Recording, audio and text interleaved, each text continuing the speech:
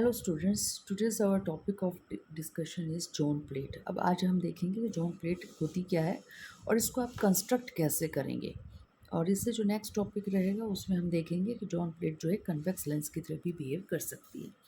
A zone plate is a screen such that light is obstructed from every alternate zone. अब याद कीजिएगा, Fresnel half period Jones जब हमने पढ़ी थी तो हमने कुछ इस तरह से देखा था कि अगर हमारे पास यहाँ पर कोई सोर्स है, मोनोक्रोमेटिक सोर्स है जिसकी वेवलेंथ लैम्डा है, और हम आगे इसके एक स्लिट लगा देते हैं और इस स्लिट की डायमेंशन आप ए बी सी डी से दे सकते हैं। तो सीधी लाइट हमारे पास आ रही है ओ पॉइंट के ऊपर। ओ आपका इस अपर्चर जो है ए बी सी डी, इस अपर्चर का सेंटर आप मान सकते हैं। और यहाँ से सीधी लाइट हमारी स्क्रीन के ऊपर पहुँच गई है। This is our screen. तो स्क्रीन से हमने क्या किया था, ये बी डिस्टेंस था, और बी डिस्टेंस के बाद हमने बी प्लस लैम्डा बाई 2 पर एक पॉइंट बना दिया था। और एक पॉइंट नहीं बनाया, हमने जितने पॉसिबल पॉइंट्स थे वो सारे बना दिए थे। तो हमारे पास ये शेप आ गई थी इस अपर्चर के ऊपर जहाँ से लाइट एंटर कर रही है। फिर हमने सारे पॉइंट्स ऐसे ढूंढ लिए थे इस अपर्चर के ऊपर जहाँ से लाइट एंटर कर रही है। तो इस पर हमने सारे ऐसे पॉइंट ढूंढ लिए थे जहाँ पर बी प्लस 2 लैम्डा बाई 2 का डिस्टेंस हो पी पॉइंट से। तो आपको यहाँ पर फिर आपके पास ये मिल गया था। इनको हमने हाफ पीरियड जोन्स कह दिया था। और हमें ये भी पता है ये जो रेडियस थी वो under root N B lambda पर डिपेंड करती थी। और ये जो एरिया है हमारे इन रिंग्स का, ये एरिया लगभग बराबर था। ये फर्स्ट रिंग का एरिया पाई बी लैम्डा था, तो ये जो सेकंड रिंग है इसका जो आपके पास एरिया आया था वो भी पाई बी लैम्डा था। तो अब देखिए इनके साथ आप जोन प्लेट किस तरह से बनाएंगे। तो हमारे पास यही रिंग्स, मान लीजिएगा यही रिंग्स हैं वो अल्टरनेट जिनकी हम यहाँ पर बात कर रहे हैं। फ्रॉम एवरी अल्टरनेट जोन हमने क्या किया है, लाइट को एंटर किया है, और जो बच गए थे उनसे हमने लाइट को क्या कर दिया, ब्लॉक कर दिया है। कंसेंट्रिक सर्कल्स जो है हमारे यहाँ पे बन रहे हैं, तो यहाँ पर उन्हीं कंसेंट्रिक सर्कल्स की हम बात कर रहे हैं। Concentric circles are drawn on white paper. तो कोई भी पेपर ले लीजिएगा, वाइट पेपर, उस पर कंसेंट्रिक सर्कल्स बनाना स्टार्ट कीजिएगा और कुछ इस तरह से बनाइएगा such that the radius are proportional to square roots of natural numbers. Square root of natural numbers क्यों? क्योंकि याद कीजिए जो आर एन रेडियस थी वो किसके बराबर आई थी, आपकी एन बी लैम्डा के बराबर ही तो आई थी अंडर रूट। तो बी और लैम्डा अगर आप कांस्टेंट कर दें तो आर एन रेडियस किस पर डिपेंड कर गई, नेचुरल नंबर के अंडर रूट के ऊपर ही तो डिपेंड कर गई। तो इसी वजह से ये जो आप सर्कल्स बनाएंगे ना, इन सर्कल्स की रेडियस को इस तरह से एडजस्ट कीजिएगा कि वो square root of natural number हो। Odd number zones are covered with black ink and a reduced photograph is taken. जैसे पहले अगर आपने फोटोग्राफ्स देखे हों तो वो एक कहा करते नेगेटिव पे बन रहे हैं, वो नेगेटिव प्लास्टिक का हुआ करता है। यहाँ पर क्या कीजिएगा, वो नेगेटिव कंसिडर कर लीजिए कि आपने ग्लास प्लेट का ले रखा है, ग्लास का ले रखा है। तो हमने क्या किया है, हमने किसी ए फोर साइज़ पे या किसी वाइट पेपर के ऊपर पहले तो बनाए रिंग्स। रिंग्स की जो रेडियस रही R1 वो रही proportional to under root of 1, R2 रही proportional to under root 2, R3 रही प्रोपोर्शनल टू अंडर 3। तो इस तरह से हमने ये रिंग्स बना लिए, इनका सेंटर एक ही है, O है। और फिर क्या किया, जो रिंग्स थे, पहले रिंग को जो इंक ब्लैक इंक से हमने कवर कर दिया, सेकंड रिंग को नहीं छेड़ा, थर्ड रिंग को फिर ब्लैक इंक से कवर कर दिया। उसके बाद हमने क्या किया, उसकी एक फ़ोटो ले ली है। Reduced photograph is taken in the developed negative. अब वो नेगेटिव भी डेवलप हो चुका। अब देखिए होगा क्या, हमने जो पोर्शन ब्लैक किया था वहाँ से तो लाइट जो है वो पहुँचेगी नहीं पीछे आपके नेगेटिव के ऊपर, तो वो नेगेटिव आपका यूं का यूं रह जाएगा, यानी कि उस पर वो जो है ब्राइटनेस नज़र आएगी। लेकिन जिन रिंग्स को आपने डार्क किया ही नहीं, वो लाइट ब्लॉक करने वाले नहीं हैं, वहाँ से लाइट सीधा जैसे ही वेव फ्रंट से लाइट गिरेगी ना उन रिंग्स के ऊपर जो आपने डार्क नहीं किए, वो लाइट सीधी पास हो जाएगी उन रिंग्स में से, और कहाँ जाके गिरेगी, आपकी फोटोग्राफिक प्लेट पे गिरेगी। तो photographic plate is sensitive to light, वहाँ पर फोटोग्राफिक रिएक्शन स्टार्ट हो जाएगा। फोटोग्राफिक मटेरियल आपने लिख रखा है, फोटो सेंसिटिव मटेरियल रख रखा है। तो जैसे ही उस पे लाइट गिरेगी फोटो सेंसिटिव मटेरियल के ऊपर, तो वो जो है वहाँ पर आपको डार्क पोर्शन नज़र आना स्टार्ट हो जाएगा। तो ये आपका नेगेटिव जो है वो डेवलप हो गया।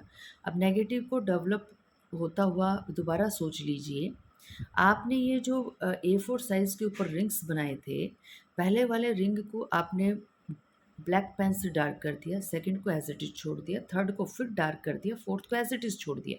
अब आपने उसकी फ़ोटो ले ली। अब फ़ोटो के लिए आप करते क्या हैं, आपकी ऑब्जेक्ट होगी और पीछे वहाँ पर आपके पास फ़ोटोग्राफ़िक प्लेट है। फ़ोटोग्राफ़िक प्लेट के ऊपर अगर तो लाइट गिर गई, तो वो पोर्शन हो जाएगा आपका डार्क, क्योंकि वहाँ पर हो रहा है केमिकल रिएक्शन। और अगर लाइट नहीं गिरी तो वहाँ पर फोटोकेमिकल रिएक्शन होगा नहीं, तो वो पोर्शन आपका ब्राइट रह जाएगा। तो आपकी इस तरह से वो नेगेटिव जो है वो डेवलप हो गया।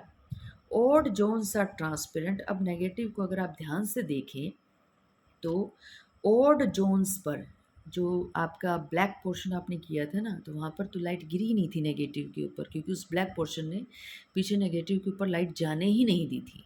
तो वहाँ पर वो पोर्शन तो आपका केमिकल रिएक्शन हुआ ही नहीं, तो वो ट्रांसपेरेंट रह गया। तो आपकी ओड जोन्स तो ट्रांसपेरेंट रह गई due to incident light. And even zones को तो हमने डार्क किया ही नहीं था, तो अगर डार्क नहीं किया तो वो तो पूरी यूं क्यों लाइट पहुंचा देगी नेगेटिव के ऊपर, फोटो सेंसिटिव मटेरियल के ऊपर। और जैसे लाइट फोटो सेंसिटिव मटेरियल के ऊपर गिरेगी, केमिकल रिएक्शन हो जाएगा, तो वहाँ पर डार्क आपका पोर्शन आ जाएगा, तो वो आपका डार्क पोर्शन बन गया। तो even zones are will cut off light. तो रिजल्टिंग जो आपको मिला वो मिला कि ओड जो आपकी रिंग्स हैं वो लाइट ट्रांसमिट करेंगी, और इवन जो रिंग्स हैं वो नेगेटिव की वो लाइट को क्या कर देंगी, ब्लॉक कर देंगी। Resulting glass negative is known as positive zone plate. तो ये आपकी पॉजिटिव जोन प्लेट ये बन गई है। इस तरह से आपको पॉजिटिव जोन प्लेट को आप शो कर सकते हैं कि यहाँ से लाइट पहुँचेगी। फर्स्ट ये फर्स्ट है आपका, लाइट पहुंच जाएगी उस नेगेटिव में से जब आप डालेंगे, जिसको आप जोन प्लेट कह रहे हैं। यहाँ से पीछे अगर आपने कोई लाइट का सोर्स रख दिया तो लाइट यहाँ वाले इस एरिया में से पास होने वाली है।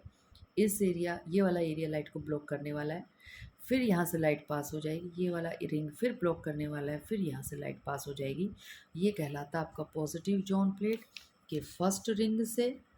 उसके बाद सेकंड ब्लॉक कर रहा है, थर्ड रिंग से लाइट जाएगी, उसके बाद जो फोर्थ रिंग है वो ब्लॉक कर रहा है, फिर आपका फिफ्थ रिंग से, यानी कि ओड रिंग से अगर लाइट पहुंच रही है तो इसका मतलब इसको हम क्या नाम दे देंगे, पॉजिटिव जोन प्लेट कह देंगे। इसी तरह से if even number zones are covered with black ink, तो आपने जो वाइट पेपर के ऊपर जो आपने एक डायग्राम बनाया, एक फिगर बनाई है रिंग्स की, सर्कल्स की, अब की बार इवन नंबर वाले सर्कल्स को, रिंग्स को आप क्या कर दीजिए, ब्लैक इंक से उसको शेड कर दीजिए, उसको भर दीजिए। देन अ रिड्यूस्ड फोटोग्राफ, उसके बाद फिर उसकी फ़ोटो खींचिए, taken on the glass plate, plastic पे नहीं खींचनी, ग्लास प्लेट पे बनानी है, ऑफ यूनिफॉर्म थिकनेस।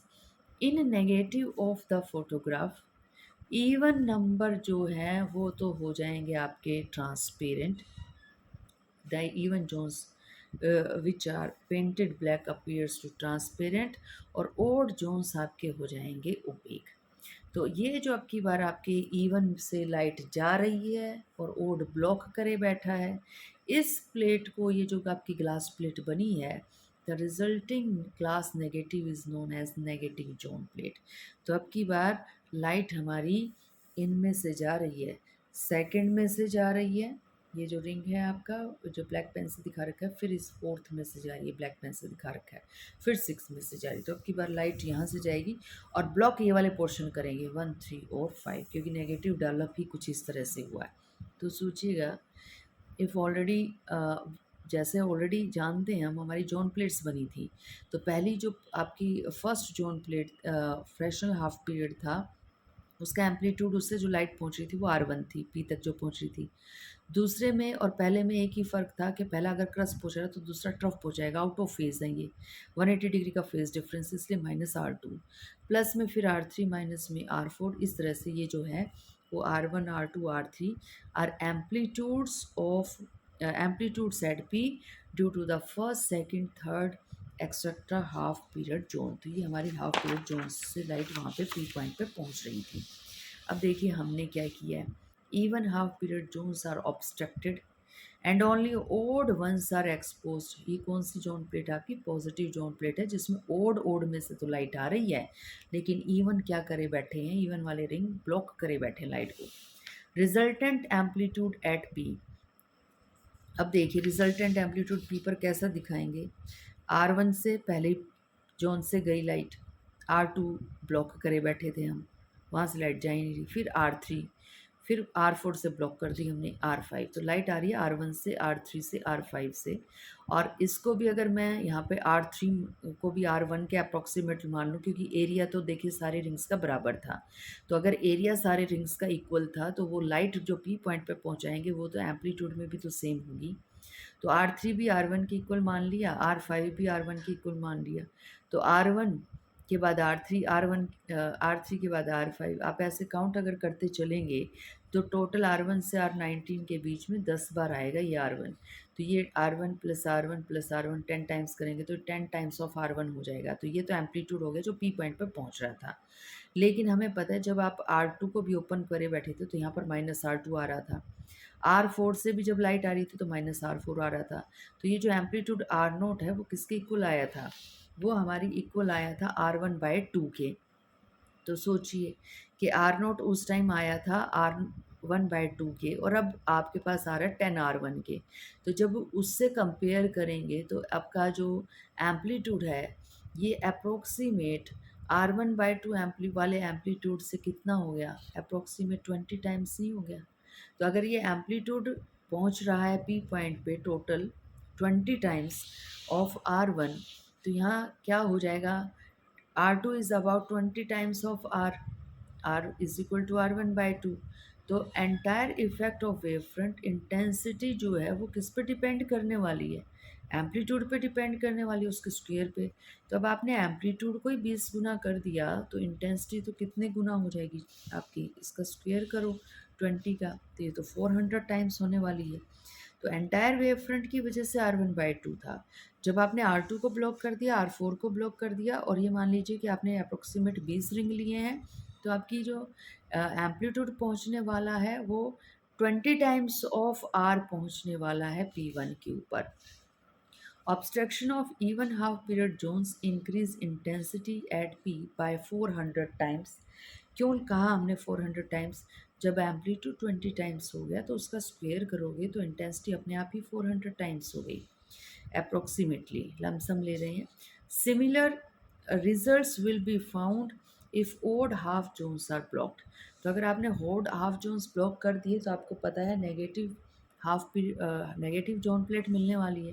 तो वहाँ पर अब की बार हम दिखाएंगे कि जो R0 है वो जो लाइट पहुँच रही है आपके पी पॉइंट पे वो पहुँच रही है R2 से, R4 से, R6 से, और इस तरह से कहाँ से पहुँच रही है R20 से।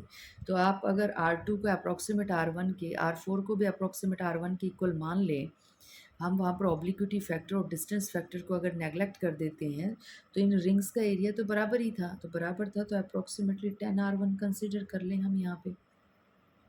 और R1 जो है amplitude of the radiation which are moving from first half period zone to P. तो अगर ये आपका 10R1 आ रहा है तो आप टोटल की वजह से तो जानते हैं R1/2 आया था, तो अब उससे अगर आप कंपेयर करें तो ये आपका अप्रॉक्सीमेट 20 टाइम्स है। तो 20 गुना आप इंटेंसिटी को बढ़ा देते हैं। अगर आप वेव फ्रंट पूरा कंसिडर ना करके वेव फ्रंट सिर्फ वो वाला पार्ट कंसिडर करें कि वेव फ्रंट को आपने रिंग्स के अंदर डिवाइड किया था, उन रिंग्स में से अल्टरनेट रिंग्स में से आपने क्या किया, उनको ट्रांसपेरेंट बना दिया, और बाकी रिंग्स को आपने अगर ओपेक बना दिया तो 400 टाइम्स इंटेंसिटी जो है स्क्रीन के ऊपर आपकी बढ़ने वाली है। तो पी पॉइंट आपको 400 गुना ब्राइट नज़र आने वाला है with the use of John plate. तो ये सिग्निफिकेंस है जॉन प्लेट की, इंटेंसिटी को क्या कर देती है, इंक्रीज़ कर देती है। क्योंकि जो आपके अल्टरनेट जो थे वो आउट ऑफ फेज़ थे, तो उन आउट ऑफ फेज़ वालों को, नेगेटिव वालों को अगर हम हटा दें तो सारे पॉजिटिव एम्पलीट्यूड ही मिलेंगे। तो यहाँ पर जो है कंस्ट्रक्टिव इंटरफेरेंस हो रहा है, क्योंकि हमने अल्टरनेट जोन्स को, यानी कि हर बार जो लैम्डा बाई टू का फेस डिफरेंस ऐड किया था रिंग्स के अंदर, उन रिंग्स को हमने रिमूव कर दिया है। तो अब जो है डिफरेंस रह गया है सिर्फ लैम्डा का, 2 लैम्डा का, 3 लैम्डा का, तो वहाँ से हमें मिलने वाला है कंस्ट्रक्टिव इंटरफेरेंस। तो intensity is going to increase by this method.